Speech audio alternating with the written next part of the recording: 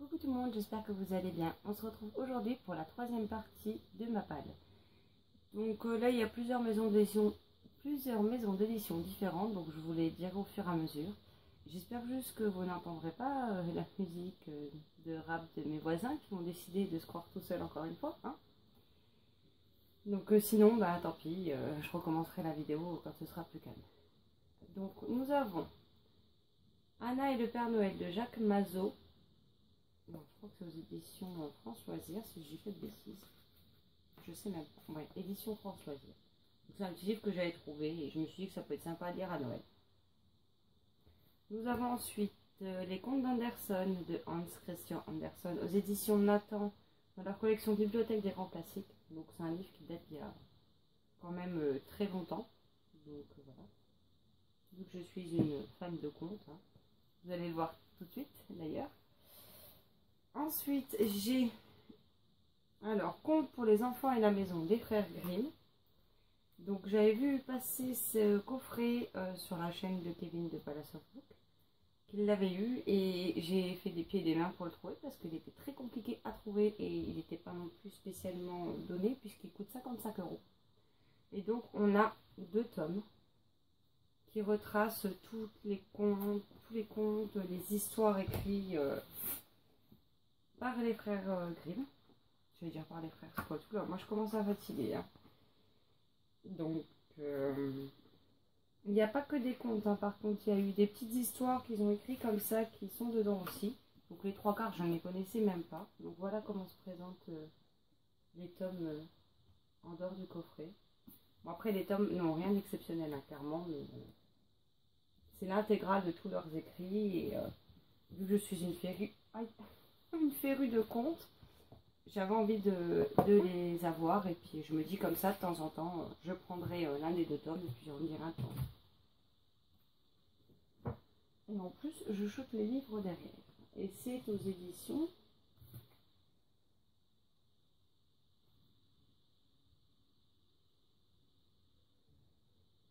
je sais même pas en fait.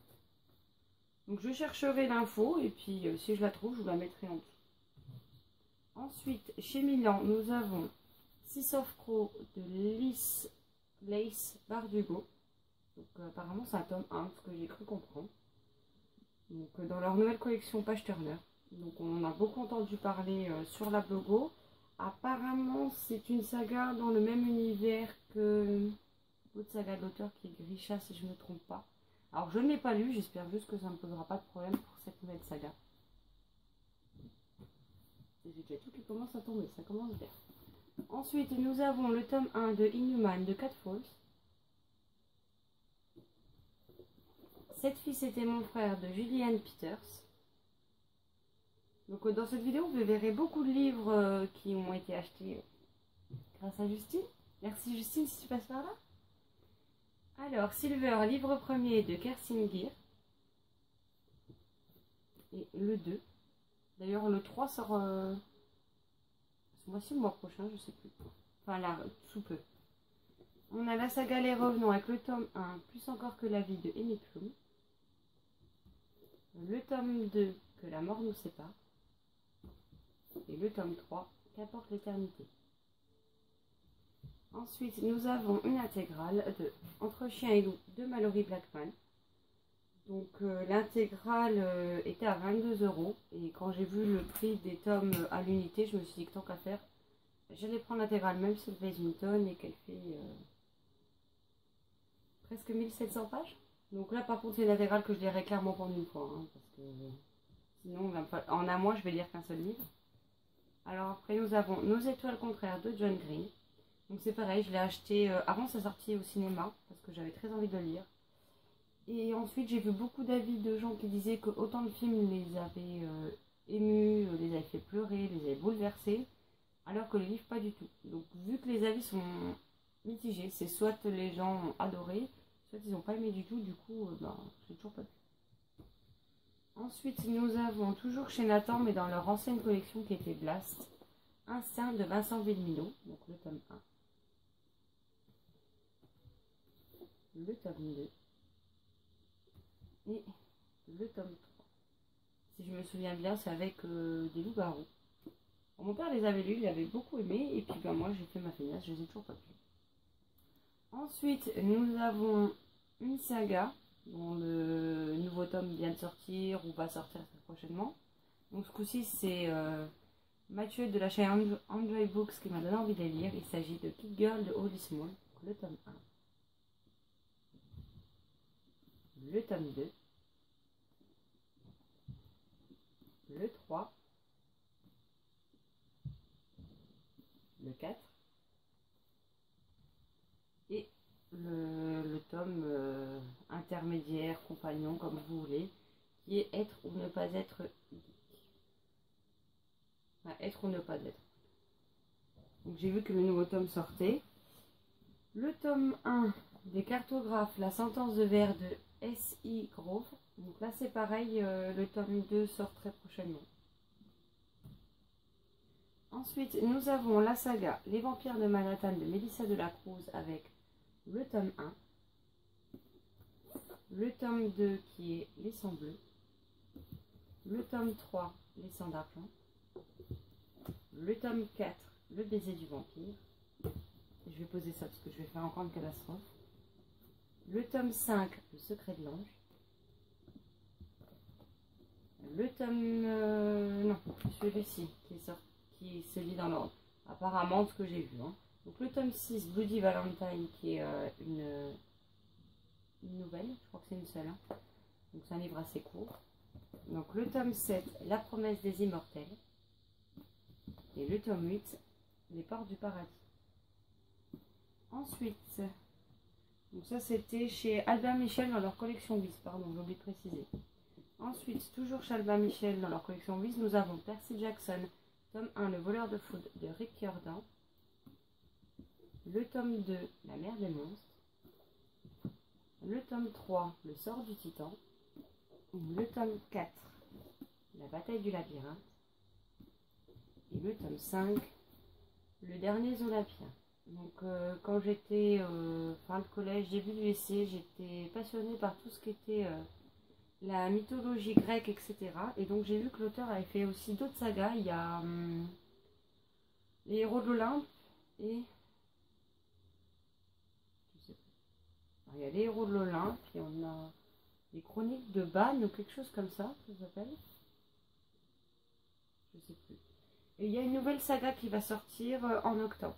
Du même auteur, dans le même genre. Ensuite, toujours chez Albin Michel Jeunesse, aussi, on a 15 ans, de Michel Dalton.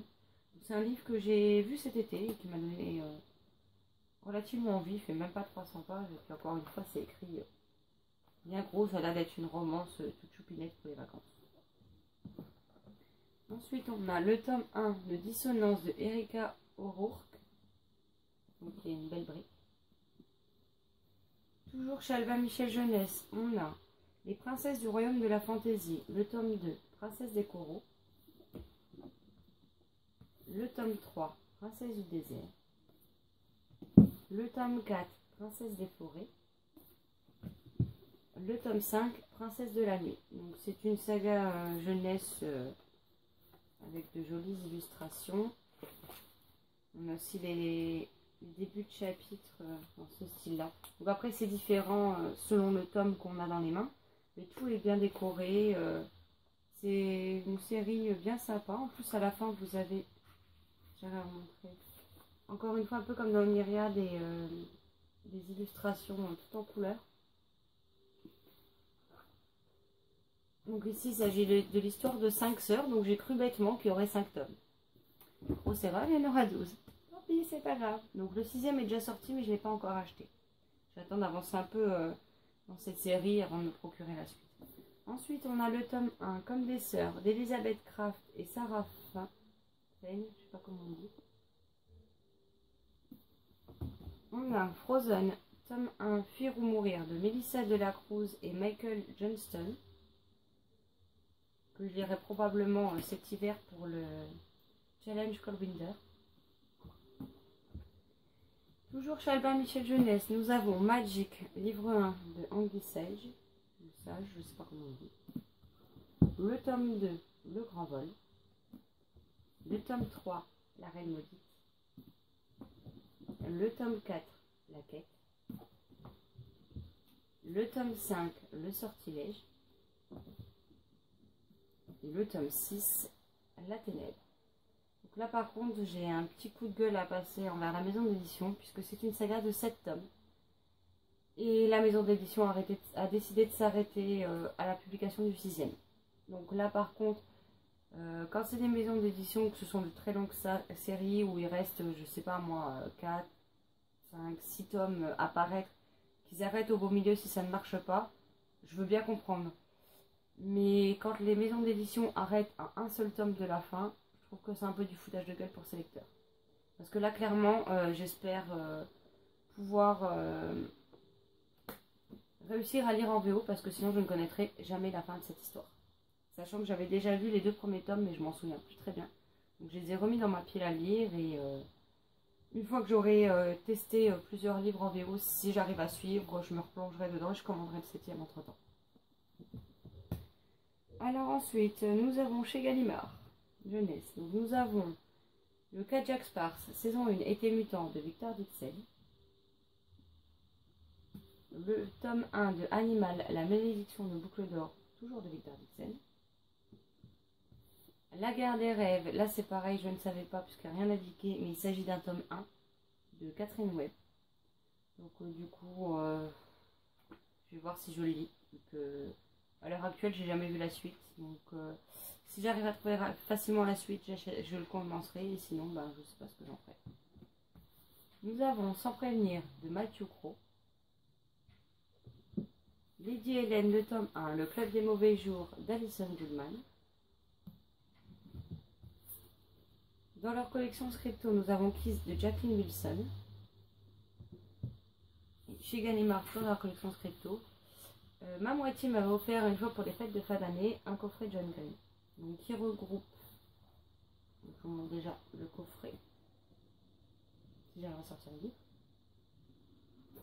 Donc voilà, le coffret se présente comme ceci. Et donc à l'intérieur, nous avons Will and Will. Qui es-tu Alaska? Et la face cachée de Margot. Donc du coup, pour l'instant, John Green, j'ai toujours pas testé. Apparemment, les gens, ou ils adorent, ou ils n'aiment pas du tout. Donc ça me fait un petit peu peur pour être honnête. Mais en tout cas, le coffret est un bel ouvrage. Un bel objet livre plutôt. Ensuite, nous avons La boutique Vif Argent de PD Baccalario. Donc le tome 2, La boussole des rêves. Donc j'ai lu le tome 1 il y a cet été. J'ai pas particulièrement trouvé ça extraordinaire ni quoi que ce soit.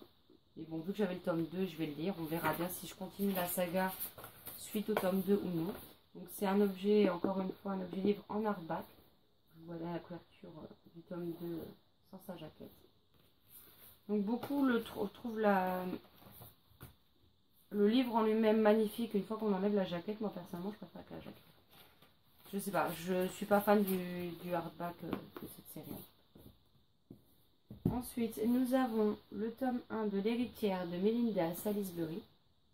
Donc là c'est le premier tome d'une trilogie. Et pour l'instant en fait j'attendais de savoir, d'avoir des infos sur la parution du tome 2 avant de me jeter dessus. Parce que j'avais vu que la fin m'avait frustré plus d'un. Donc je préfère attendre que la sortie du tome 2 soit proche. Ensuite, une saga, enfin une trilogie, qui est Lueur de feu de Sophie Jordan.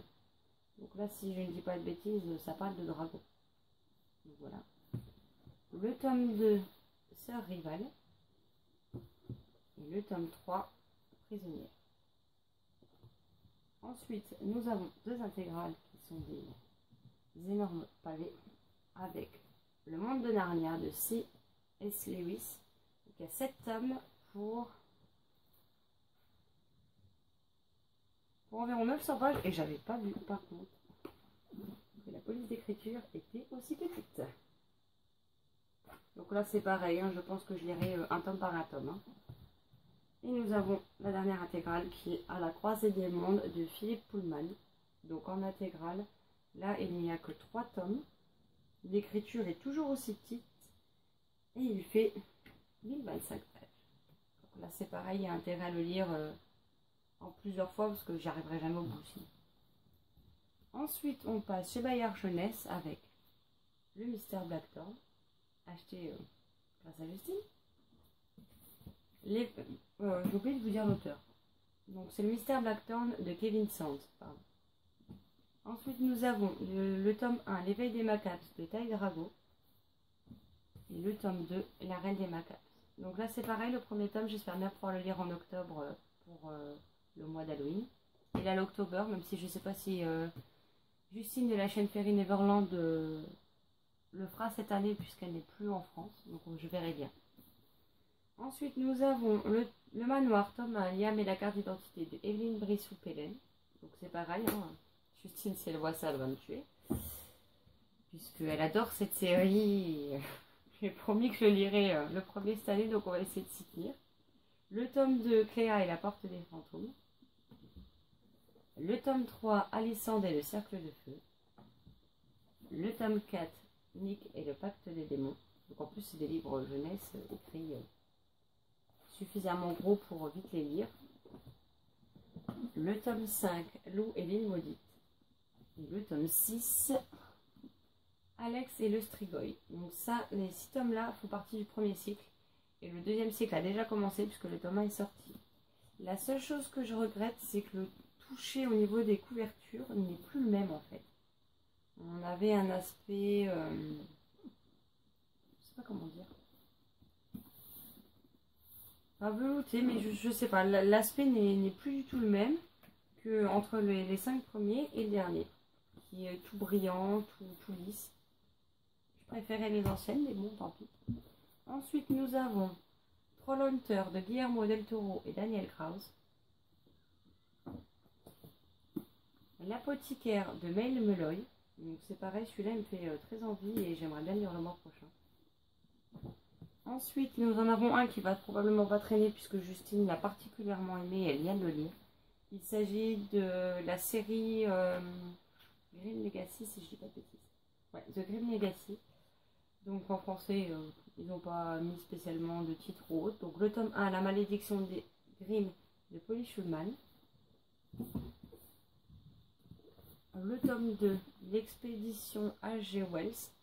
Donc il y a aussi le tome 3 qui sont les extraordinaires aventures d'Edgar Allan Poe, quelque chose comme ça.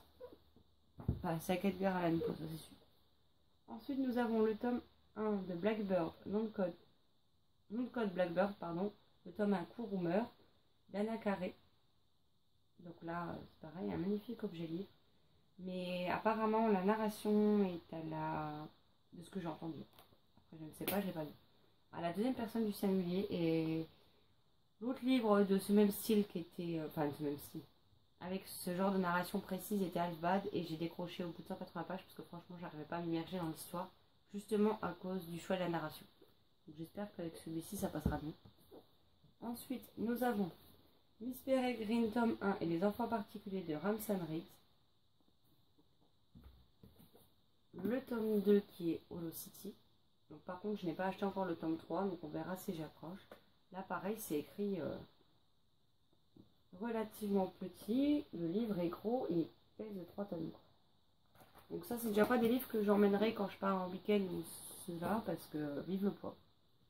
Ensuite, nous avons la saga d'année de Lauren Kate, avec le tome 1 d'année. Le tome 2, Vertige. Le tome 3, Passion. Et le tome 4, Volupté. Donc ce quatrième tome était sorti il y a plusieurs années déjà. J'essaie de vous trouver la date.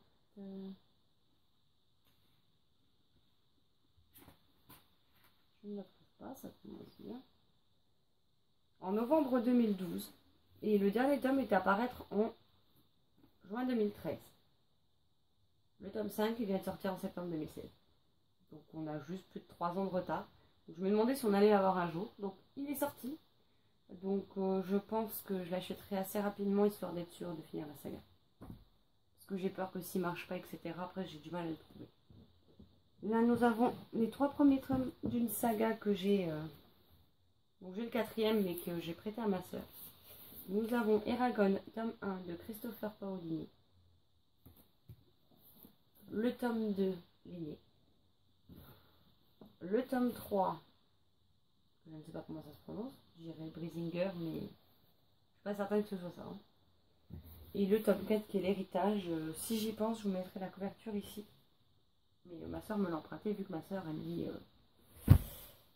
à la vitesse d'un escargot, c'est-à-dire, je suis sûre que dans un an, elle l'aura pas fini, donc voilà quoi. Ensuite, nous avons aux éditions, ce coup-ci, Flammarion. Je m'appelle Budo, de Matthew Dix. Lily, le tome 1, Lily et la magie défendue de Hollywood. Le tome 2, Lily et le dragon d'argent. Le tome 3, Lily et la prison enchantée. Et le tome 4, Lily et la prophétie. Là, c'est pareil, une fois j'avais profité, et c'est encore une fois c'est écrit gros. Et par exemple le 4e tome fait 210 pages. Je l'avais trouvé d'occasion sur le site du Bon Coin et le monsieur me les avait vendus pour 12 € les 4. Alors je ne m'étais pas fait prier, donc je voulais vraiment découvrir cette série. Ensuite, à la collection R de Robert Laffont, nous avons La couleur de l'âme des anges de Sophie Audoin Mamikonian. Donc là c'est pareil, il est censé avoir une suite. J'ai vu sur les réseaux sociaux que l'auteur disait qu'il faudrait qu'elle s'y mette, mais apparemment elle n'est pas spécialement en bon terme avec la maison d'édition, donc elle avait du mal à s'y mettre.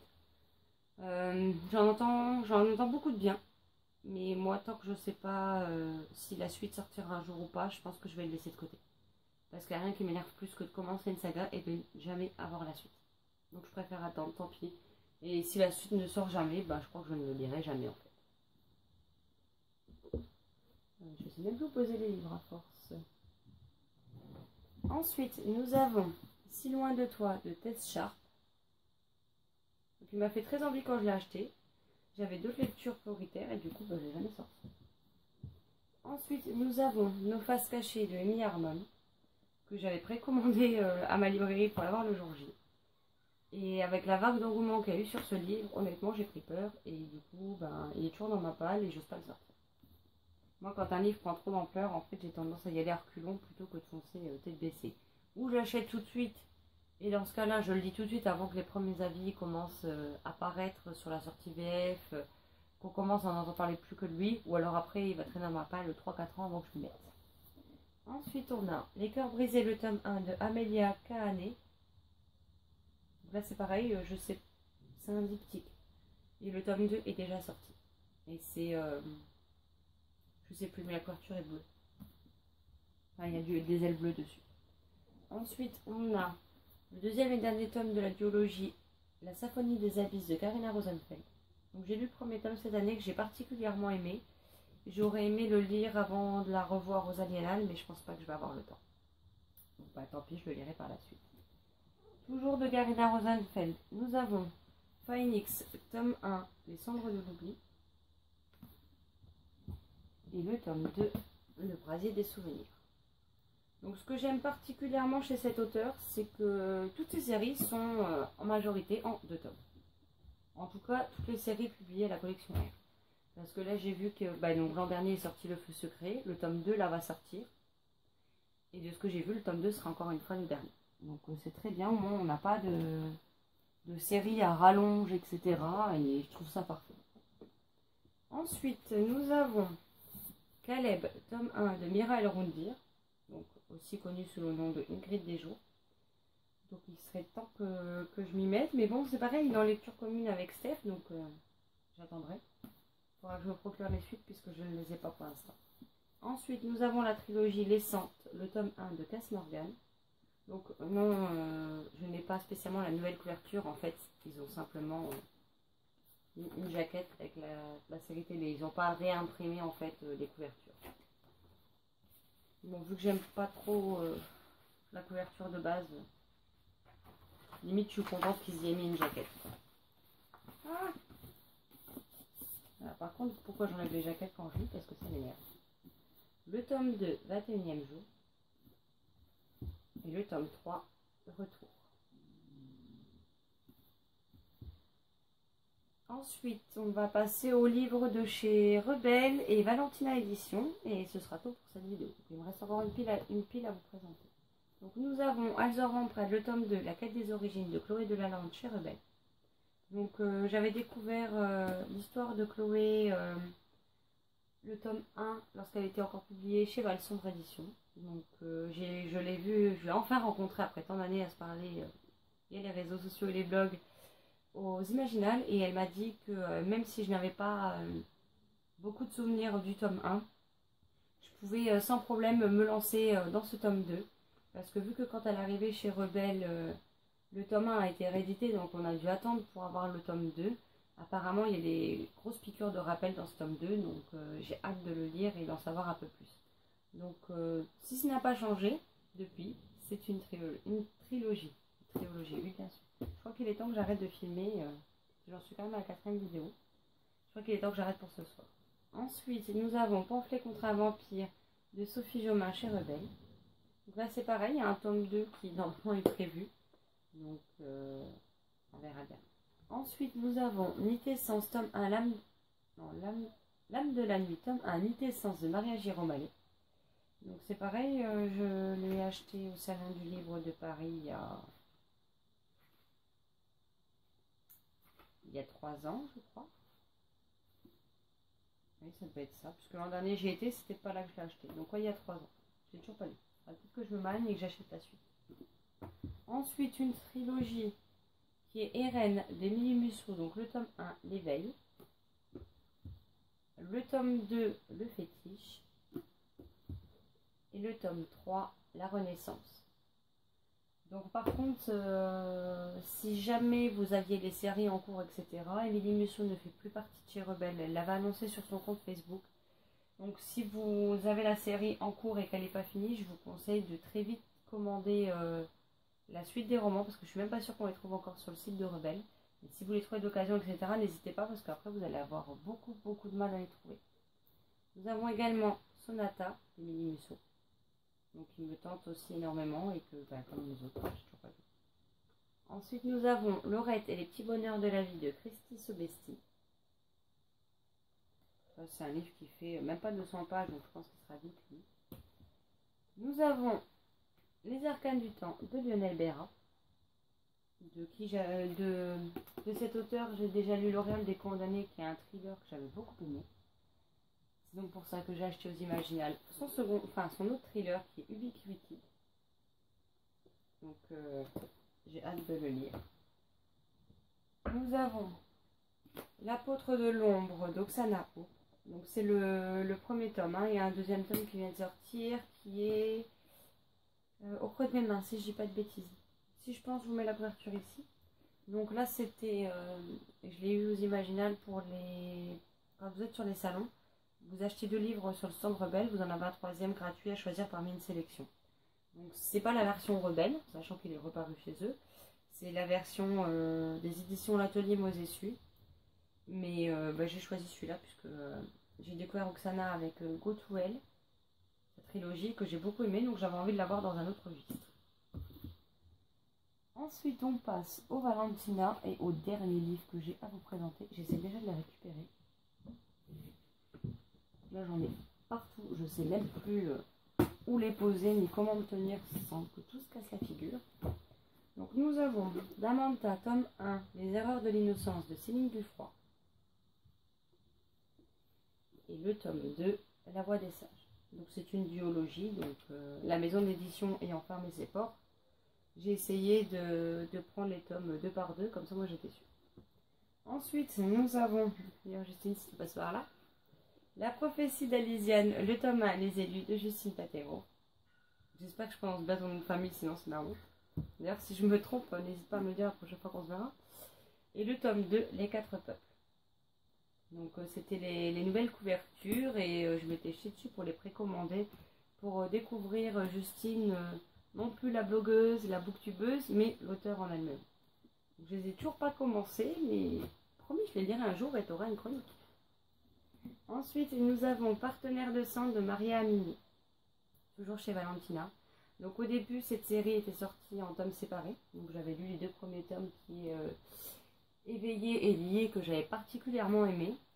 Et pour la sortie du tome 3, au lieu de sortir le tome 3, en fait, la trilogie a été entièrement revue et corrigée.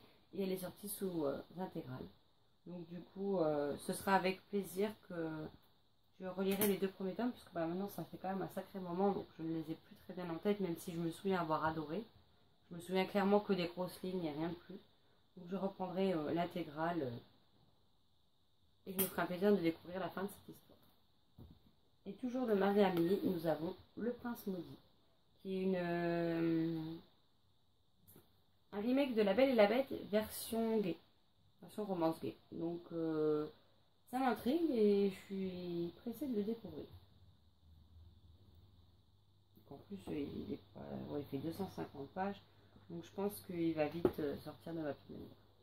Je vous souhaite à tous une très belle journée ou un très bon week-end et de très belles lectures. À bientôt. Ciao, ciao.